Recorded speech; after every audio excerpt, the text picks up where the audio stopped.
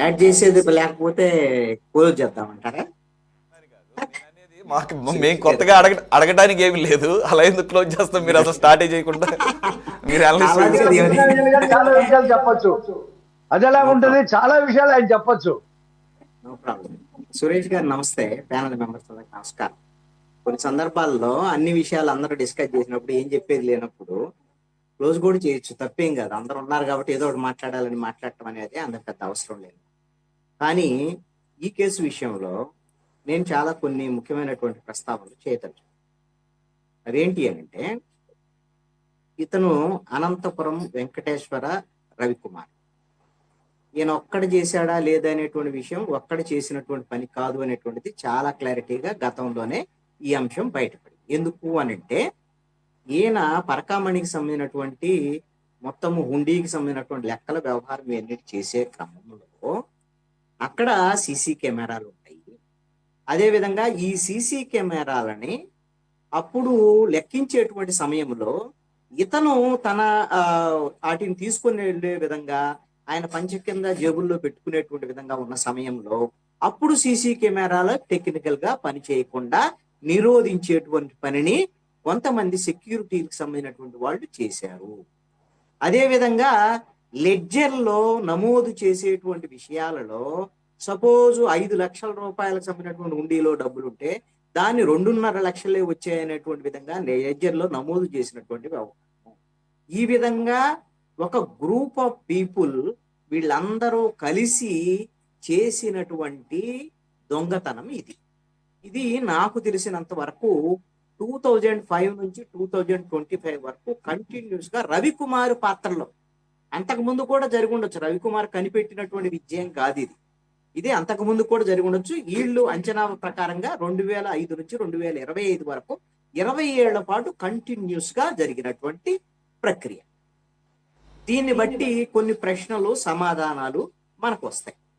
ఆ ప్రశ్నలు ఏమిటి అంటే, ముందు అందరూ గమనించాల్సినటువంటి అంశము దేవుడి దగ్గర డబ్బులు, వీటికి సంబంధించినటువంటి దొంగతనము, ఇవి చేయాలంటే భయపడతారు, ఇలాంటివన్నీ లేవు అనేటువంటి విషయాన్ని గమనించాలి.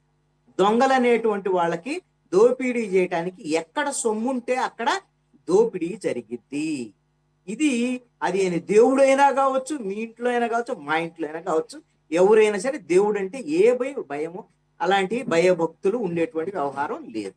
ఈ దొంగతనాలు చేసినటువంటి వాళ్ళకి చేసే వాళ్ళకే కాదండి, ఈ తిరుమల తిరుపతి దేవస్థాన పరిధిలో సంపద విస్తృతంగా కూడబడుతుంది. అక్కడ ప్రపంచవ్యాప్తంగా ఉన్నటువంటి భక్తులందరూ వాళ్ళ నమ్మకం అది.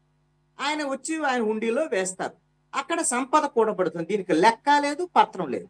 దీనికి లెక్కలు వేసేటువంటి వాళ్ళు, దీనికి పత్రాలు రాసేవాళ్ళు, దీనికి సంబంధించినటువంటి లెక్కించేవాళ్ళు, వీళ్ళందరూ కలిసి ఇదంతా కూడా దేవుడు డబ్బులు, ఆయన చూడడం, ఆయన శిక్షించడం, ఆయన ఏం చేయడం, దీన్ని అడిగేవాళ్ళు లేరు, కాబట్టి మనం మంచుకుంటే ఎలా ఉంటది అనేటువంటి దాని మీద ఆలోచనతో చేసినటువంటి దాంట్లో దొరికినటువంటి దొంగ మాత్రమే రవికుమారు. అదే విధంగా ఆ సీసీ కెమెరాలకు సంబంధించినటువంటి వ్యవహారాలు చూసే సెక్యూరిటీ వాళ్ళు, అదే విధంగా లెడ్జర్ రాసేటువంటి వీళ్ళు, దానికి సంబంధించినటువంటి ఉద్యోగులు, వీళ్ళు దొరికిన దొంగలు మాత్రమే.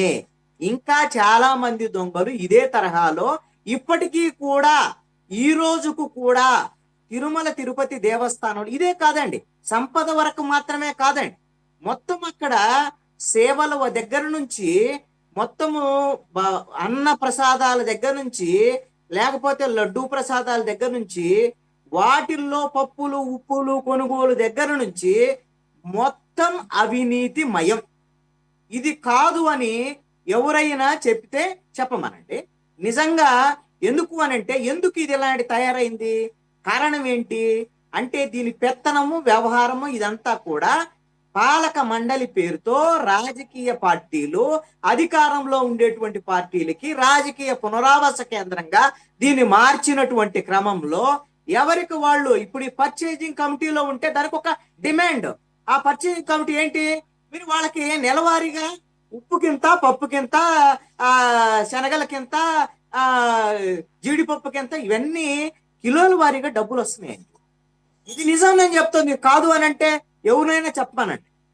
ఇది ఈ విధంగా మీరు గమనిస్తే భక్తులు ఇచ్చేటువంటి తలనీలాలు, ఈ బొత్సు అమ్మకాల్లో కూడా వీటిల్లో కూడా అక్రమాలు. అంటే దేన్ని వదిలిపెట్టరన్నమాట కరప్షన్ విషయంలో. ఇక దేవుడు లేడు, దెయ్యం లేదు, వ్యవహారం లేదు, ఇక దేవస్థానాలు లేవు. ఈ దోపిడీ అనేటువంటిది అడ్డు అదుపు లేకుండా ఈ రోజుకు కూడా జరుగుతున్నటువంటి అంశం. కానీ ఈ ప్రభుత్వాలకి ఏ ప్రభుత్వాలైనా సరే చిత్తశుద్ధి లేదండి. ఎందుకు ఈ మాట చెబుతున్నా అంటే, ఈ కూటమి ప్రభుత్వానికి కూడా వైసీపీ ప్రభుత్వంలో జరిగింది పరకామానికి సంబంధించినటువంటి ఆ దొంగతనం పట్టుకున్నాడు. వైసీపీ వాళ్ళు ఏం చెబుతారు, ఎన్నాళ్ళ నుంచో జరుగుతుంది, మేము పట్టుకున్నాం, మేము నిజాయితీ పనులు అని చెబుతారు. నువ్వు పట్టుకున్నావు, ఓకే, పట్టుకొని మొత్తం వాడిని హాయిగా సేఫ్ సైడ్గా హాయిగా పక్కకు పంపించేసి కోర్టు నుంచి కూడా వాళ్ళకి కావాల్సినటువంటి మొత్తం క్లియరెన్స్ ఇప్పించేసి ఆ హాయిగా సైడ్ ట్రాక్ పంపించావు. ఎందుకు సైడ్ ట్రాక్ పంపించావు? కారణం ఏంటి? దీంట్లో ఎవరైతే ఆ పాలక మండలిలో ఉండేటువంటి పెద్దలు ఉన్నారో వాళ్ళందరూ భాగస్వాములు ఉన్నారు కాబట్టి, వాళ్ళ వాటాలు ఉన్నాయి కాబట్టి, వాళ్ళు కూడా బయటకు వస్తారు కాబట్టి, ఇది ఎక్కువ సమయం కొనసాగితే కాబట్టి దీన్ని క్లోజ్ చేసేద్దాం అని సెటిల్మెంట్ చేశారు. ఇదేం పెదరాయుడు సెటిల్మెంట్ అన్నమాట. సెటిల్మెంట్ జరిగిపోయింది. దీని కోర్టులు కూడా మరి ఆ కోర్టు అనేటువంటిది బేసిక్ థియరీ. ఈ విధమైనటువంటి తీవ్ర నేరాలకు సంబంధించినటువంటి వ్యవహారంలో ఈ విధంగా లోక్ అదాలత్లో ఈ విధంగా సెటిల్మెంట్ చేసుకోకూడదు అనేటువంటి ఒక కనీసమైనటువంటి న్యాయ సూత్రాలకు భిన్నంగా ఇది జరిగింది. అంటే అడిగేవాడు ఎవరు లేరు అని. పోనీ వాళ్ళు అలా చేశారు, వైఎస్ఆర్ కాంగ్రెస్ పార్టీ వాళ్ళు అలా చేశారు. మరి కూటమి వాళ్ళు ఏం చేశారా, మీరేం చేశారు, మీరు పట్టుకున్నారా అని అంటే, మేము పట్టుకోలేదు అనేది వేరే విషయం, పట్టుకోకపోయారు, దీని సంగతి తర్వాత.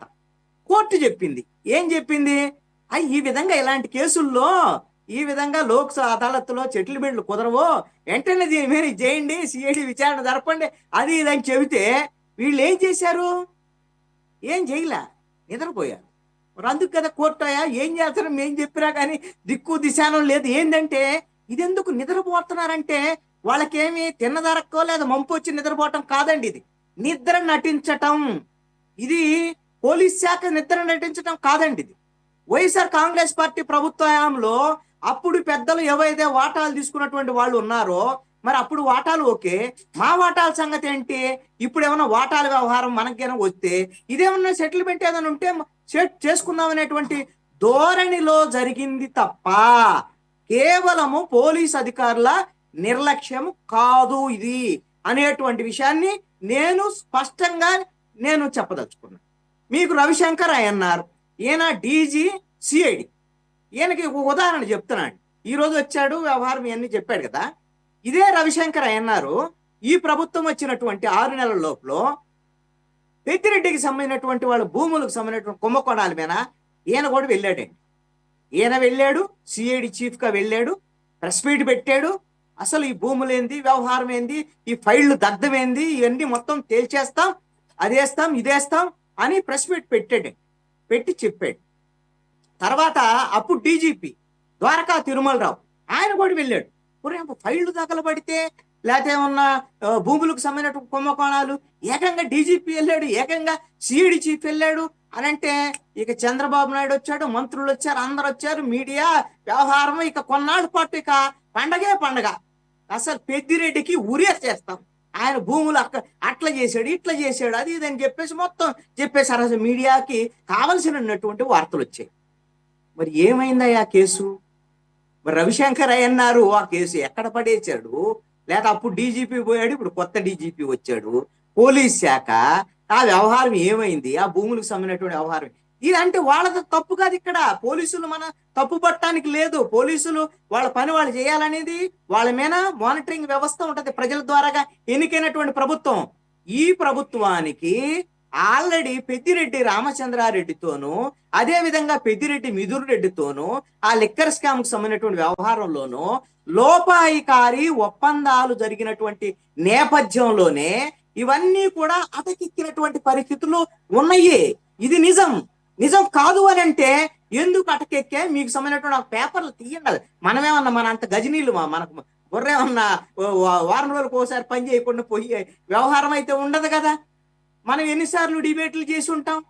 ఇవన్నీ కూడా ప్రభుత్వంలో ఉండేటువంటి పెద్దలు వాటాలకు అలవాటు పడి వాళ్ళ వాటాలు వాళ్ళకి వెళ్ళిపోయాయి, మా వాటాలు మాకు కావాలి.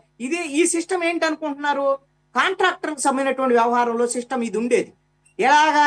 మీ కాంట్రాక్ట్ గత ప్రభుత్వంలో నువ్వు కాంట్రాక్ట్ తీసుకున్నావు, వాళ్ళ పర్సెంటేజ్ వాళ్ళకి ఇచ్చావు, ఇప్పుడు నేను కొనసాగించాలా, నేను తీసేసి ఇంకో కాంట్రాక్టర్ పెట్టాలా, లేకపోతే మా కాంట్రాక్ట్ మా వాటా ఏంటి?